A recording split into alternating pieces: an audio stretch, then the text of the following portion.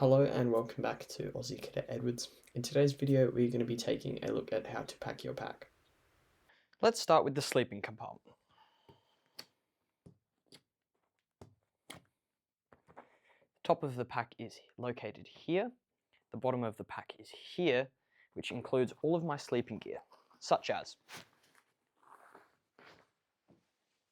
a warm jacket, which I put on when I do get into my sleeping bag, which acts as another layer to keep me warm.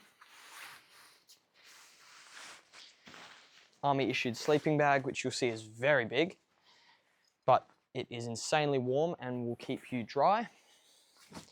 Moving further down into the pack, you will find I've got my sleeping mat, which is this here. Now, some people will opt for that, which I find is smaller and easier to carry, but other people tend to opt for items such as this, which is an inflatable mat, but they both do the same purpose. Mine is simply just more compact. That is essentially all I carry in my sleeping space. The rest is just empty. Moving up from the bottom of the pack, we will continue with these three pouches I have on the exterior of my pack. Now, this is my own modification. I have simply just put these on, so this is not standard, but this is my method. In the middle, you will find my hoochie. In this pouch, you will find lots and lots of hoochie cord. Now, as I'm a corporal, I've got spare for my section, but I have about 40 meters of hoochie cord in total, which is a lot of overkill. There's still more in there, but that is simply just my choice. Moving into the third pouch, you'll find a hammer, again for helping my section. These should be in the bag, but essentially a bag of pegs, so I don't lose all of them. And I'll also find that I have a shovel that folds out. Now, the purpose of this said shovel is for when we have rain or when we have an area that's very wet. This allows me to dig trenches around my hoochie, which stops the water from leaking in during the night. Finally, we will move into the top of the pack, which contains most of the gear. So, taking the pack apart, the most important part for a pack is keeping the heavy items closer to your back. This gives you the most control. Say if you were to hold your water on these outside packs or these outside pouches, you will be very off balance because the weight is further away from your center of gravity, so you'll be very, very unstable. So as I said, keeping heavy items towards your back and lower. So moving through my pack, I'll just grab things out one by one and talk through why I have them in the pack. So starting off the top, I've got 2 pairs of socks. Say if you're going on a 2-day exercise or a weekend biv, I've got 1 pair of socks on and 2 spare. Usually I bring 1 pair extra than there are many days. So say it's a 2-day exercise, I'll have 3 socks.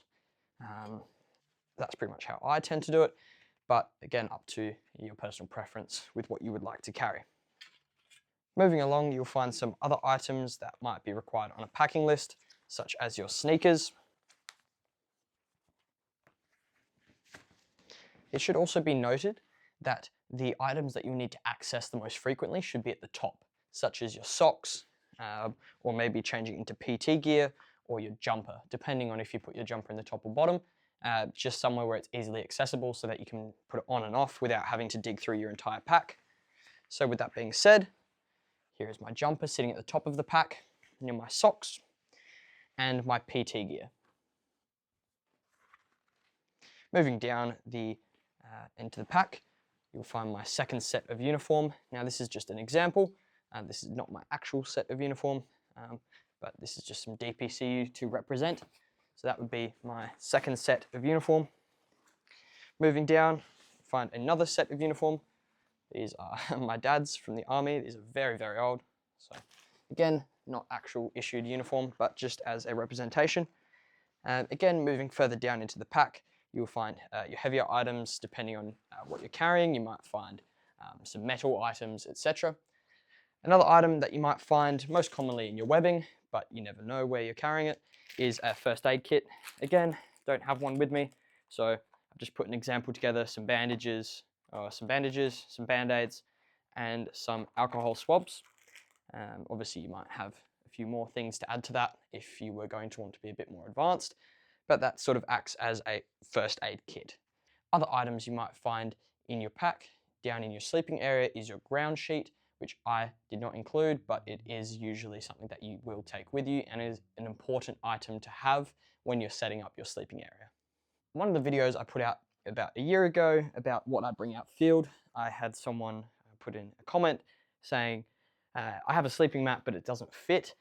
So I'll bring out the two types of sleeping mats that you might commonly find. So this one I'm holding now is my preferable sleeping mat. Obviously not as comfy, but is more compact. So these are your two sort of options, or the two most common ones you will find outfield. So if you are to bring one like this compact one I have, personally, just goes in the bottom here, where your other sleeping gear is, and you can sort of just wiggle it and it will go in just like that. And then you can put your sleeping bag, ground sheet, etc. in there. But another common one that I do find people doing is, this is the top of my pack now. They will get their sleeping mat, put it through here, and then they will simply close the top of their pack and connect it up to your straps here. And here ends up looking something like this.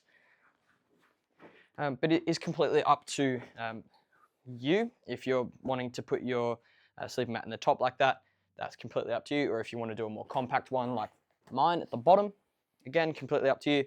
I find this one's better, it's more compact, and when I go to seal the top of my pack, I can guarantee that no water will get in because it's not getting lifted up by a sleeping mat.